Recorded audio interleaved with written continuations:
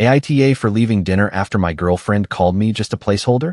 I'm Ryan, 34, and by the time this happened, Brooke and I had been together for almost 4 years. I lived alone, kept a pretty quiet routine, and had made room for her in almost every part of it. She had a drawer at my place. I had a spare key to hers. Every Sunday night, I cooked dinner while she picked a show we both pretended to watch before spending half the episode talking over it. I wasn't casually dating her. I wasn't keeping my options open. I had been looking at rings, checking appointment times, and quietly planning a proposal I thought would make her cry in a good way. I thought I was building a future with someone who respected me even when I wasn't sitting right in front of her. That sounds stupid now, but Brooke wasn't always the person who humiliated me at that table. When we first started dating, she was magnetic. She had that kind of laugh that made people at the next table glance over and smile without knowing why. She could turn a slow Tuesday dinner into the best night of the week just by telling a story badly on purpose. She remembered tiny details, like how I took my coffee, which old movie my dad used to quote, and the fact that I hated cilantro but would eat it if I was too polite to send something back. For the first year, I felt lucky in that simple, embarrassing way where you catch yourself smiling at your phone before you even read the text. Then the jokes changed. At first, they were small enough that I ignored them. If we were out with friends, and I mentioned needing to leave early because I had a long day the next morning, Brooke would roll her eyes and say, "See? This is why Ryan is the responsible parent of the group." People would laugh. I would laugh too, because it was easier than making it weird. If someone suggested a last-minute weekend trip and I asked basic questions like, "Where would we stay?" or "What's the budget?" Brooke would lean into whoever was closest and say, "He comes with spreadsheets. It's part of his charm." Again, people laughed. I told myself it was harmless. I told myself couples tease each other. I told myself she liked that I was steady, even if she made fun of it. But over time, the jokes got sharper. One night at dinner with Connor and Maya, Brooke said, "Ryan is husband material, but not fantasy material." She laughed after she said it, like that fixed the words. Connor gave this uncomfortable half-smile and looked down at his beer. Maya said, "Brooke," in that warning tone people use when they don't actually want to start a fight. I just sat there with my fork in my hand, pretending I hadn't felt the sentence land in my chest. On the drive home, I said, "That one bothered me." Brooke was scrolling through her phone in the passenger seat. She didn't even look up. "What one?" "The husband material, but not fantasy material thing." "Oh my God, Ryan." She laughed under her breath. It was a joke. It didn't feel like one. She finally looked at me then, annoyed, like I had interrupted something important. "That's because you take everything so personally. You know I'm with you, right? Do I have to put a disclaimer before every joke?" "No. I'm just telling you it bothered me. And I'm telling you that you're being insecure." That became the pattern. I would bring something up privately, calmly, usually after waiting until we were alone. Brooke would say I was too sensitive. Then she would act like my hurt feelings were the real problem because they made her feel watched. For a while, I thought patience was maturity. I thought choosing not to fight meant I was being a good partner. I thought if I kept showing up, kept loving her, kept being dependable, she would eventually stop treating dependable like it was a character flaw. A month before Connor's birthday dinner, I made an appointment at a jewelry store. Brooke had made enough comments about rings over the years that I knew what she liked. Oval stone, thin band, nothing too flashy, but definitely not plain. I didn't buy the ring that day, but I put down a deposit to hold one while I thought it through. The woman helping me smiled and said, "Sounds like you know her well." I said, "I hope so." I still remember that because by the time I sat at Connor's birthday dinner, I had the receipt folded in my nightstand drawer. Connor rented a private room at a busy restaurant for his birthday. Nothing fancy enough to require jackets, but nice enough that the servers refilled water before you had to ask. There were about 18 people there, a mix of close friends, a few people from the wider circle, and Brooke's mom, Linda, who had known Connor through Brooke long enough to get invited to things like this. Brooke's younger sister, Jenna, came too. The room was loud in the way birthday dinners get after the second round of drinks. Someone was taking pictures every 5 minutes. Connor had a paper crown on because Maya bought it as a joke, and he kept forgetting it was on his head. Brooke sat beside me in a black dress she had tried on twice at my place before we left. "You look great," I told her both times. She smiled at herself in the mirror and said, "I know." but say it again later in front of people. I thought she was kidding. Most of the dinner was fine. Brooke was in full social mode, which used to be one of my favorite versions of her. She was bright, quick, charming. She made Linda laugh so hard she had to dab at her eyes with a napkin. She teased Connor about the crown. She asked Ethan, a friend of a friend sitting across from us, about some trip he had taken, and he gave her the kind of attention she always seemed to bloom under. I did notice she got a little meaner when Ethan laughed. When I misheard the server and asked if the pasta had shrimp in it, Brooke touched Ethan's arm and said, "Ryan always needs the full safety briefing before dinner." Ethan chuckled. I smiled politely and looked at the menu. A little later, when Connor asked if I could help him move a couch the next weekend, I said yes and asked what time. Brooke said, "See, this is why you keep Ryan around. He's like a calendar invite with arms." That one got a bigger laugh. I felt Maya glance at me from down the table, but I didn't react. I told myself it was Connor's birthday. I told myself not everything needed to be handled in public. Then someone asked the question. It wasn't even dramatic. One of Connor's cousins lifted his glass and said, "So when are you two finally making it official?" For years, right? A few people made those little, oh, noises adults make when they want to pretend they are teenagers. Linda smiled. Jenna looked between us. Connor's eyebrows went up, and he pointed at me like he was trying to say, "Your move." My stomach did this strange little drop because I had been thinking about that exact thing all week. Before I could say anything, Brooke laughed. Not a nervous laugh, a performance laugh. She raised her glass and leaned back in her chair. "Ryan is sweet," she said, dragging out the word sweet like it had quotation marks around it. "But he's more like the safe option you date before you figure out what you really want." The table went quiet for half a second. Then a few people laughed because they didn't know what else to do. Someone near the door said, "Damn." Ethan smiled in a way that made my skin feel hot. Linda's smile froze. Connor looked straight at Brooke and said, "Hey, come on." Brooke kept going. "What?" she said, still smiling. "I mean, look at him. He's stable. He's reliable. He's basically the placeholder before real life starts." That was the moment something in me went still. Not loud, not explosive, just still. I looked at Brooke. She was flushed from the attention, her glass still lifted, her eyes sparkling like she had just delivered the funniest line of the night. She expected me to roll my eyes, maybe kiss her cheek, maybe make some self-deprecating joke so everyone could relax. Instead, I set my drink down carefully. The sound of the glass touching the table was small, but I swear half the room heard it. I said, "Then I'll stop holding your place." Brooke blinked. "Ryan." I stood up, took my coat from the back of the chair, and looked at Connor. "Happy birthday, man." "I'm sorry." Connor started to stand.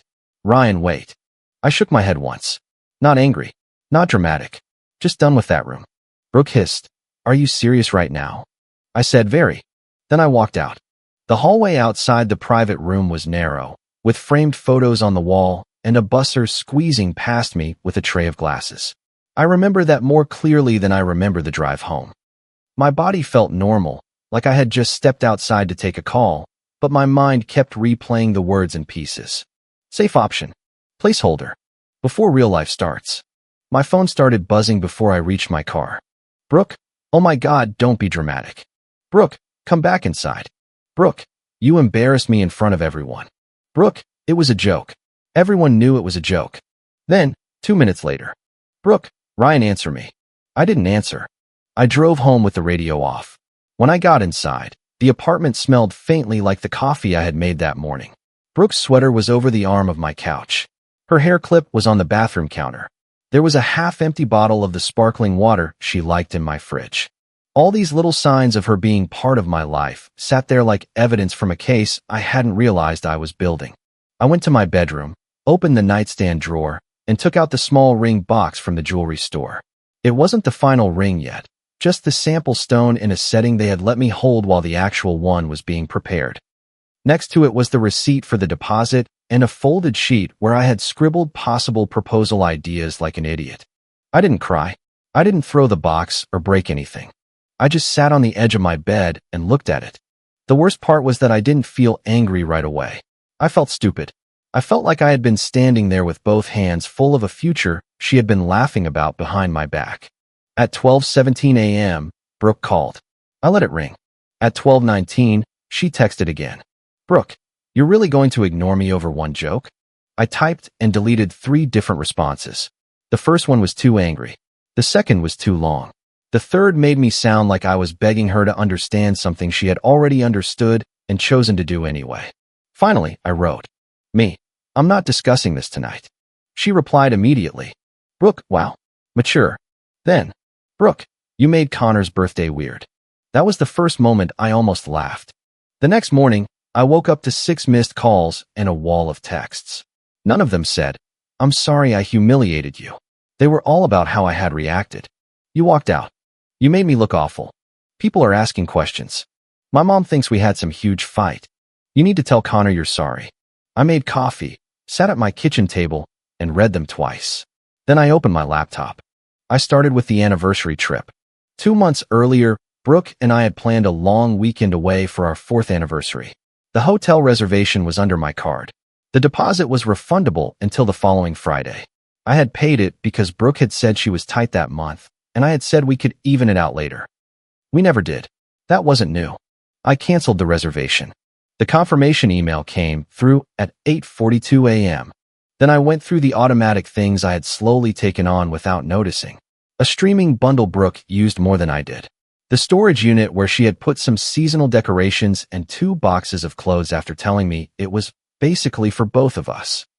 A monthly pet supply order for her dog, Max, because she once joked he was our child when the bill was due, and my dog when he needed to go to the vet. I didn't cancel anything that would hurt the dog. I changed the order so it would stop billing my card after the current delivery and sent Brooke the link to set it up herself. I paid my half of anything that was actually shared. I didn't touch her accounts or do anything illegal or sneaky. I just stopped funding a life with someone who had told a room full of people I was temporary. By noon, Brooke noticed. "Brooke, did you cancel the hotel?" Me, yes. "Brooke, are you kidding me?" Me, no. "Brooke, you promised that trip." Me, I promised it to my girlfriend, not to someone waiting for her real life to start. "Brooke, you are being unbelievably petty." Me, I'm not punishing you. I'm no longer paying for a future you said you don't want with me. She didn't respond for 8 minutes. Then my phone lit up again. "Brooke, that trip wasn't just for us anymore. I told Sasha she could come for one night because you booked the bigger room." I stared at that message for a long time. Me, you invited someone on our anniversary trip without telling me? "Brooke, it was going to be fun. Don't twist it." Me, I'm not twisting it. "Brooke, you can't just take away things you already promised." That sentence told me more than her apology would have, if she had bothered to make one. Over the next few days, Brooke's version of the story started moving faster than mine, mostly because I wasn't telling one. Connor called me 2 days after the dinner. He sounded uncomfortable before he even said hello. "I'm not calling to pressure you," he said. "That's a rough opening." "Yeah, I know." He sighed. "Brooke's telling people you blew up because she teased you." "I didn't blow up." "I know. I left." "I know that too." There was a pause. I heard him moving around, probably stepping away from his family or coworkers or whoever was nearby. "She's saying you're financially punishing her now. Canceling stuff. Making her look bad." I leaned back in my chair and rubbed my eyes. "She called me a placeholder in front of your birthday table." "I know." And I believed her. Connor was quiet for a second. I should have shut it down harder. "I'm sorry. You did more than most people did." That's not exactly a compliment. It wasn't exactly meant as one. He took it. That is one thing I'll give Connor.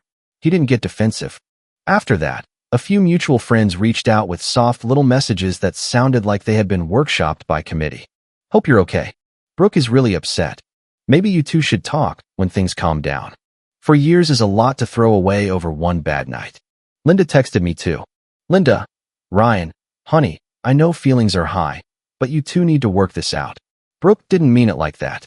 I stared at that one for a while.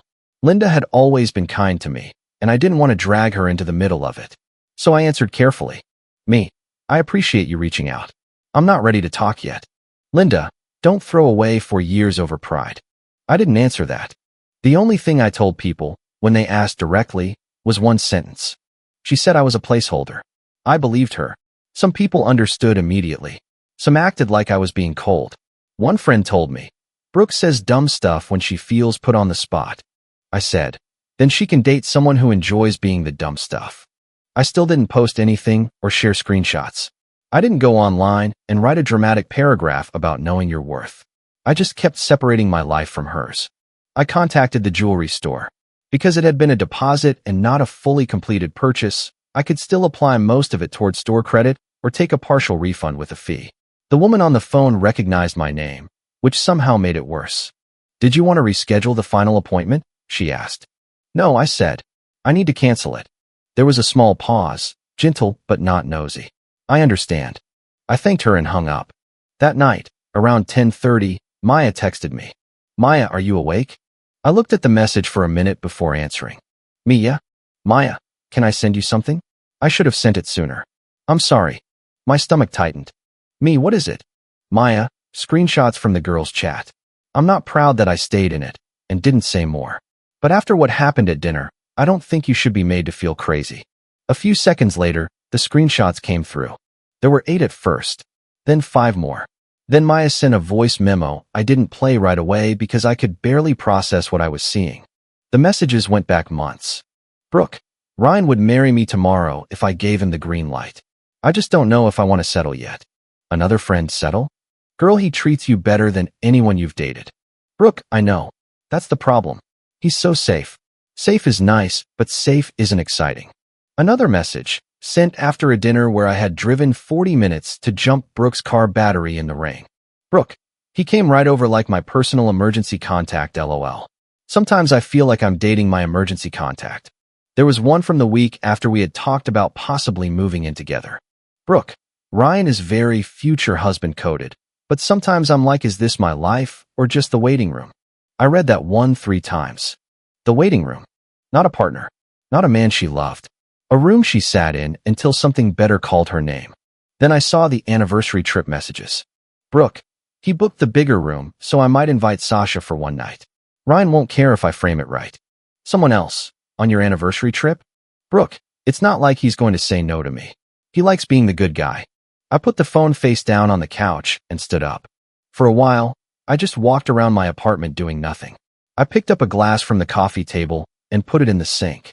I opened the fridge and closed it.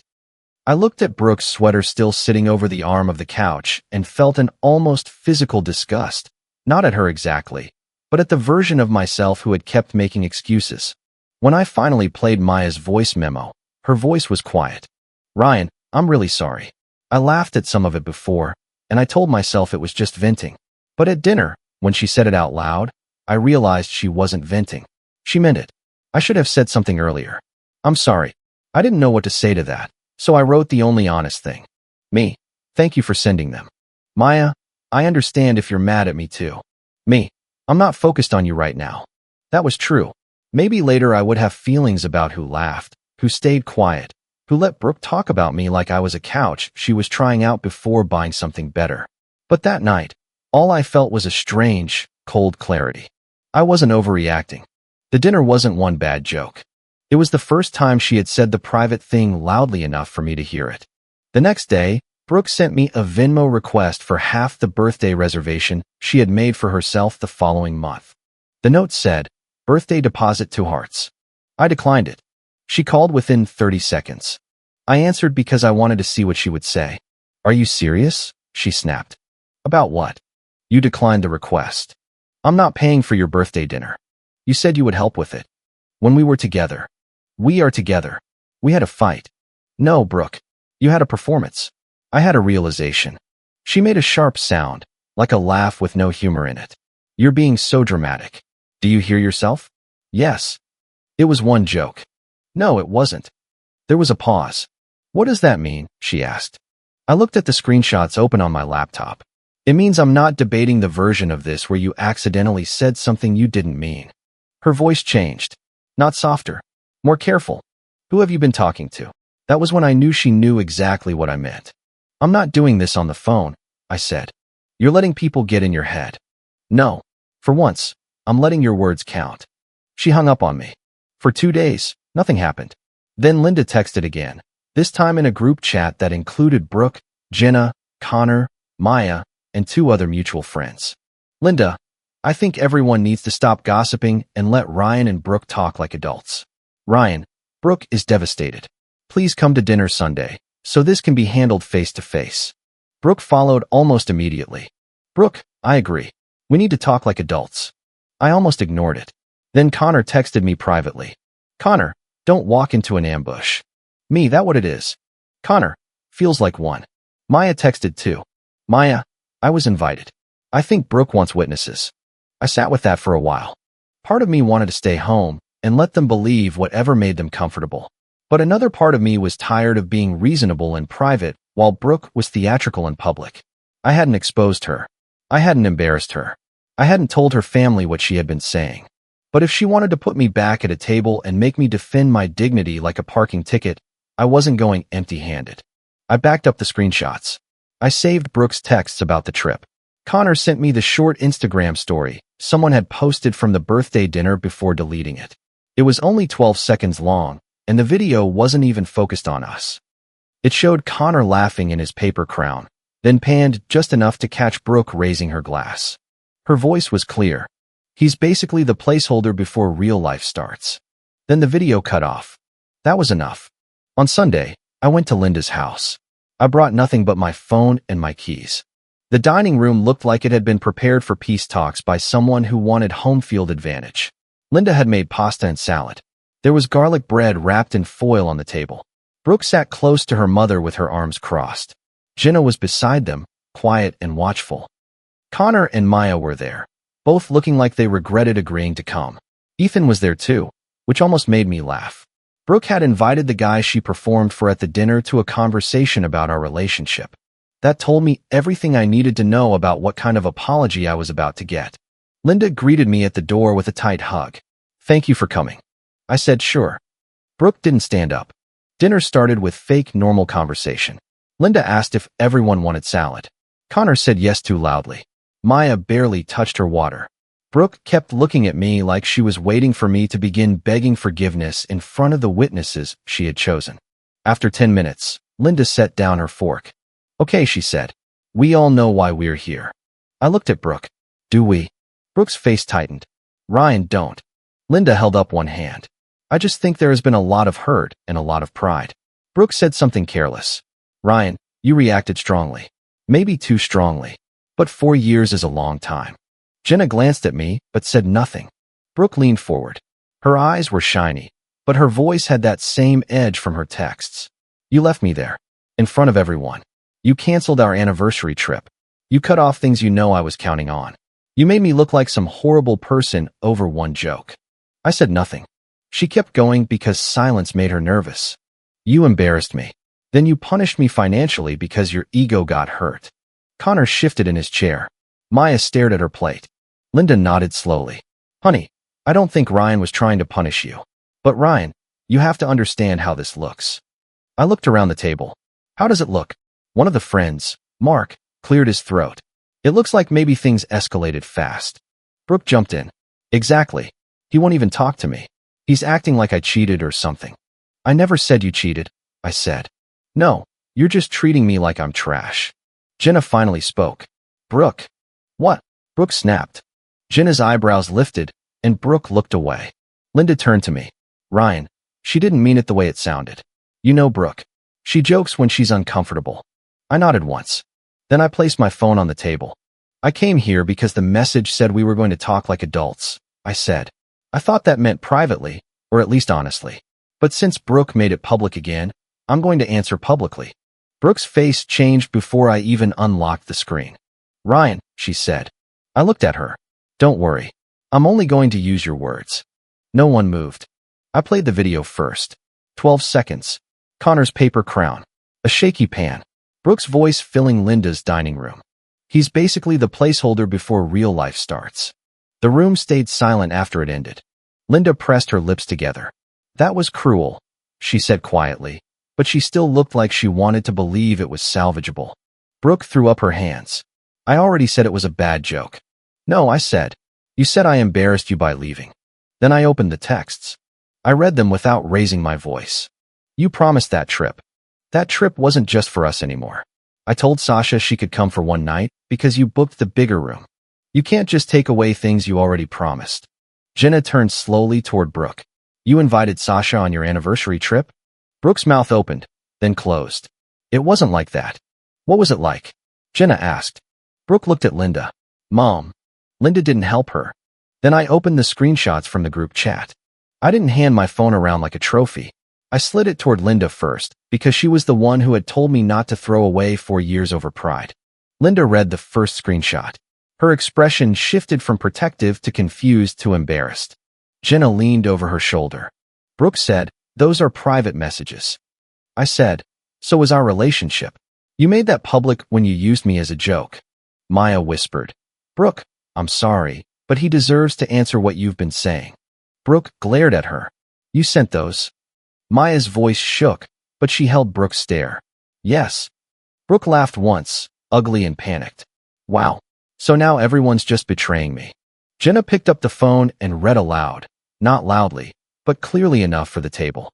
"Ryan would marry me tomorrow if I gave him the green light. I just don't know if I want to settle yet." No one breathed for a second. Brooke reached for the phone. "Give me that." Jenna pulled it back. "What context makes that respectful?" Brooke froze. Jenna looked at her sister with an expression I had never seen from her before. Not anger exactly. Disappointment with a backbone. "I'm serious," Jenna said. "What context makes it okay to call someone settling while letting him plan a future with you?" Brooke's eyes filled with tears, but they looked more frustrated than sorry. "I was venting." I said, "About marrying me?" "I was scared." "You were entertained." That landed harder than I expected. Brooke flinched. Linda read another message. Her voice was low. "He likes being the good guy." She set the phone down like it had become too heavy. "Brooke." Brooke started crying then. Not quietly. She covered her face and said, "I can't believe you're all doing this to me." Connor finally spoke. "Nobody made you say it." Brooke looked at him like he had slapped her. He swallowed. "I should have said more at the restaurant. I'm sorry I didn't." Then he looked at me. "I am sorry." I nodded. "Thank you." Ethan had been silent the whole time. He leaned back from the table, his expression flat. Whatever Brooke had thought he would provide in that room, admiration or backup or proof that she was desirable, it was gone. Mark muttered, "This is messed up." Brooke snapped, "Oh, thank you, Mark. Very helpful." Linda stood and started collecting plates even though half the food was untouched. Her hands were stiff. "I think dinner is over." Brooke stared at her mother. "You're taking his side?" Linda looked tired. "I'm taking the side of what I just read." That was the end of the performance. I picked up my phone and stood. Brooke followed me to the entryway. Her mascara had smudged under one eye, and for a second I saw the woman I had loved, scared and cornered, and trying to find the right version of herself to show me. 4 years is long enough that your heart still reacts even when your head knows better. "Ryan," she whispered, "please don't leave like this." I looked at her hand on my sleeve. "You weren't embarrassed because I left. You were embarrassed because I finally believed what you said about me." Her grip loosened. I walked out without slamming the door. The fallout wasn't instant or cinematic. Nobody clapped. Nobody posted a public statement. Brooke didn't lose every friend overnight. Real life is messier and quieter than that. But things changed. The friend group split in the way friend groups do when people don't want to admit they are choosing sides. Some people stopped inviting both of us to the same things. A couple of Brooke's friends said I should not have shown private messages, but even they stopped repeating the one joke version after they saw how many messages there were. Connor checked in on me more often. Maya apologized again in person, and I told her I appreciated the screenshots even if I wished someone had cared sooner. Ethan apparently told a mutual friend that he didn't respect people who humiliated their partners for attention. I only heard that secondhand, and I didn't ask for more. Brooke's birthday dinner got smaller. I know because the restaurant called me by mistake to confirm the reservation change, since my number had been on the original inquiry. I told them I was no longer associated with the event and asked them to remove my contact information. Later, Connor told me only 6 people went, and it was awkward because everyone knew why the room had empty chairs. The anniversary trip didn't happen. Brooke sent one more Venmo request for the cancellation fee on something she had booked separately, and I declined that too. She texted, "You really are committed to being cruel." I replied, "No, just no longer committed to being useful." That was the last text I sent her for weeks.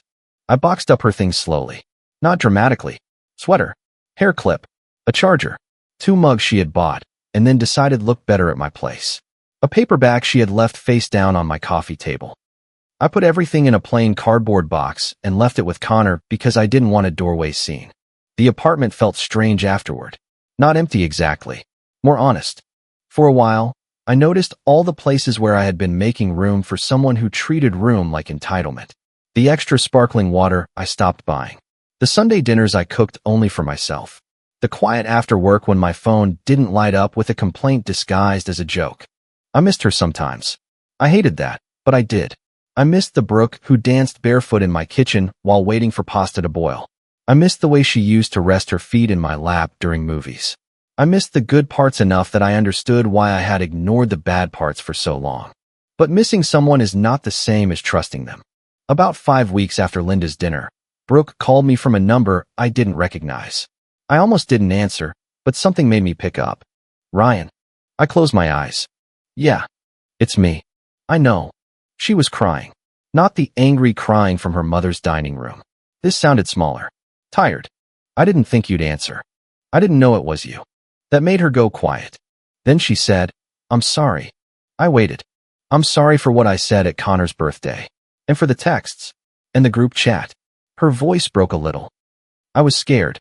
Everyone kept asking about marriage and the future, and I felt like if I admitted I wanted it, I'd become boring or trapped or something. My friends joked about settling, and I leaned into it because it made me feel like I was still in control. I looked around my apartment. The nightstand drawer was empty now. No ring box. No proposal notes. Brooke kept talking. I know that doesn't excuse it. I didn't think you'd actually leave. There it was. The most honest thing she had said. You thought I'd stay and absorb it, I said. I thought you knew I loved you. No, I said. I knew you liked being loved by me. She started crying harder. That's not fair. Maybe not. But it's what it felt like. I panicked, she said. Commitment scared me. You were so sure. And I didn't know how to be sure without feeling like I was giving something up. You were giving something up? I said. What? The version of yourself who needed an audience more than a partner. She didn't answer. I leaned against the kitchen counter and let the silence sit there. I wasn't trying to punish her with it. I just didn't feel responsible for filling it anymore. Finally, she said, can we meet? Just once. No one else. I'll say everything properly. I believe she was sorry in that moment. Maybe not for all of it. Maybe not in the clean, selfless way people want apologies to be. But I believe she was sorry she had lost me. I believe she was sorry the joke had cost more than she expected. I even believed she might have learned something. That didn't mean I owed her a second chance. No, I said. Ryan, you didn't lose me at the party. You lost me every time you made me smaller, so you could feel bigger. She made a sound like I had taken the air out of her. I continued, because I needed to say it once without anger. I ignored too many signs because they came wrapped as humor. I told myself being patient meant being strong. It didn't. It just made me easier to dismiss. I never wanted to hurt you like this, she whispered. But you were okay humiliating me as long as I stayed. She didn't deny it. That was the final answer, even if she never said the words. I told her I hoped she figured out why being respected felt less exciting to her than being admired. Then I said goodbye and ended the call. After that, I blocked her number. Not because I hated her. Because I knew myself well enough to understand that grief can make a bad door look open. It has been a while now. I still hear different versions of what happened. Some people think I handled it exactly right. Some think showing the screenshots at Linda's table was too far. A couple of people said private messages should stay private no matter what. I understand why they say that. But I didn't expose Brooke because she hurt my feelings. I exposed her because she gathered an audience to call me cruel, controlling, and petty while hiding the months of contempt that explained my reaction. She wanted the benefits of my silence after using my silence against me. I didn't ruin her reputation. I stopped protecting it from the truth. And the truth was simple. I was ready to build a life with her. She was still deciding whether I was the waiting room. So I left the chair empty. If you liked it, don't forget to leave a comment and support the channel by subscribing. See you in the upcoming stories.